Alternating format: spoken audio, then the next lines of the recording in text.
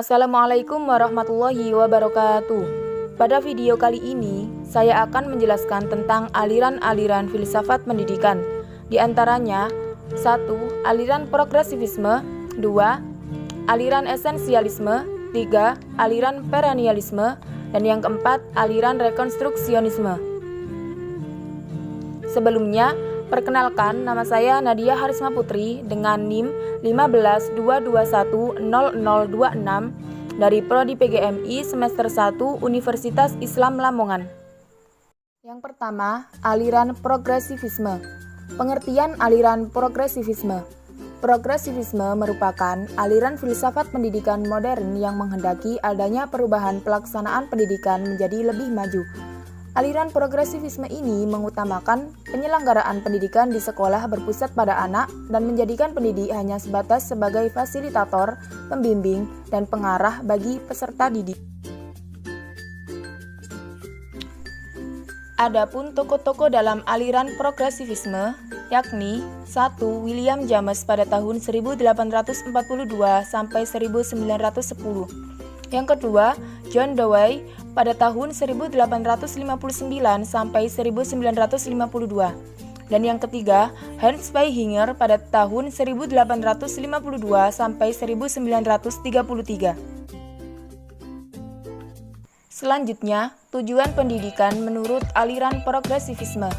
Adapun tujuan dari aliran progresivisme dalam pendidikan ialah ingin merubah praktek pendidikan yang selama ini terkesan otoriter menjadi demokratis dan lebih menghargai potensi dan kemampuan anak, serta mendorong untuk dilaksanakannya pembelajaran yang lebih banyak melibatkan peserta didik.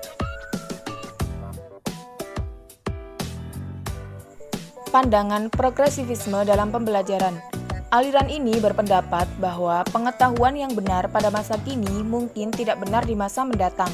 Pendidikan harus terpusat pada anak, bukannya menfokuskan pada guru atau bidang muatan. Pada dasarnya, aliran ini memandang bahwa pendidikan adalah sebagai wadah untuk menjadikan anak didik yang memiliki kualitas dan terus maju, yang disebut dengan progres, sebagai generasi yang akan menjawab tantangan zaman peradaban baru.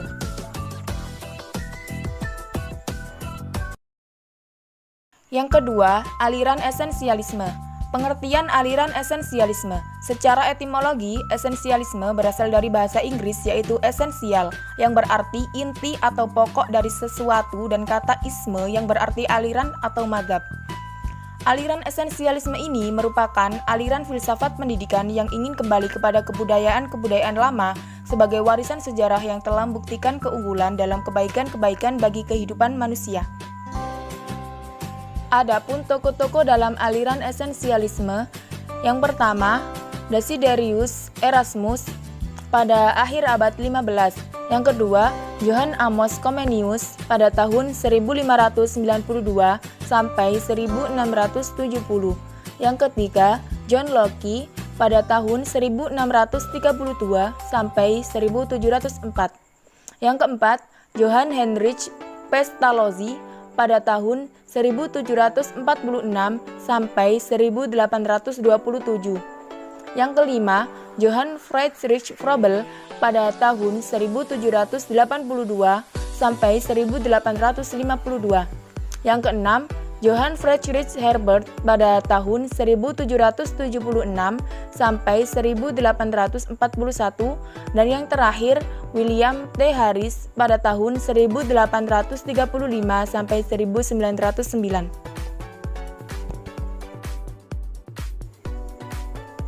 Selanjutnya, tujuan pendidikan menurut aliran esensialisme. Tujuan umum aliran filsafat esensialisme adalah membentuk pribadi bahagia dunia dan akhirat, dan isi pendidikannya mencakup ilmu pengetahuan, kesenian, dan segala hal yang mengarah pada kehendak manusia. Pandangan esensialisme dalam pembelajaran. Esensialisme memandang bahwa pendidikan harus berpijak kepada nilai-nilai yang memiliki kejelasan dan tahan lama, yang memberikan kestabilan dan nilai-nilai tertinggi yang tata dan jelas. Yang ketiga, aliran perennialisme. Perennialisme pendidikan adalah salah satu aliran dalam pendidikan yang muncul pada abad ke-20-an. Perennialisme adalah teori pendidikan yang menitik beratkan prinsip realisme. Hal ini menyajikan pandangan konservatif atau alam tradisional dan pendidikan manusia.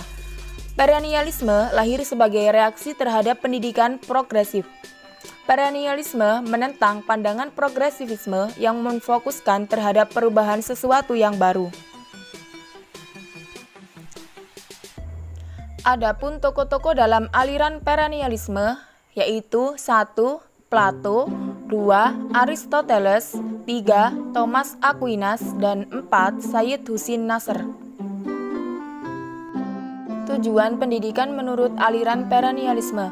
Tujuan perennialisme dalam pendidikan adalah untuk mengembangkan kekuatan pemikiran, menginternalisasi kebenaran yang universal dan konstan, dan untuk memastikan bahwa siswa memperoleh pemahaman tentang ide-ide hebat peradaban Barat.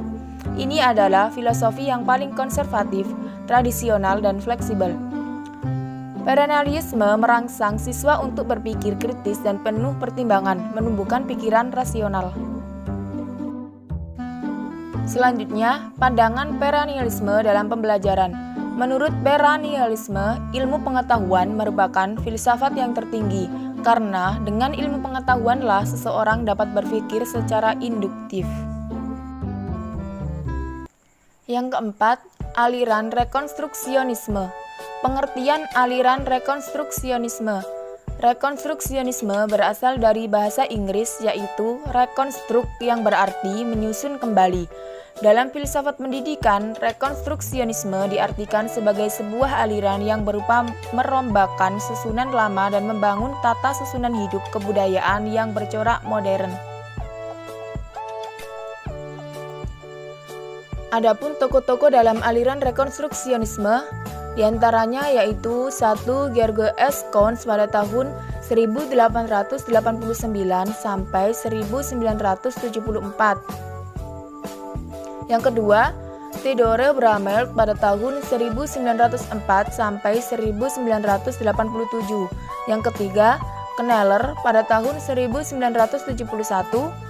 Yang keempat, William O. Stanley pada tahun 1902 sampai 1951. Yang kelima, Harold Truk pada tahun 1886 sampai 1960. Yang keenam, Ivan Illich pada tahun 1926 sampai 2002. Dan yang terakhir, Paulo Freire pada tahun 1921 sampai 1997.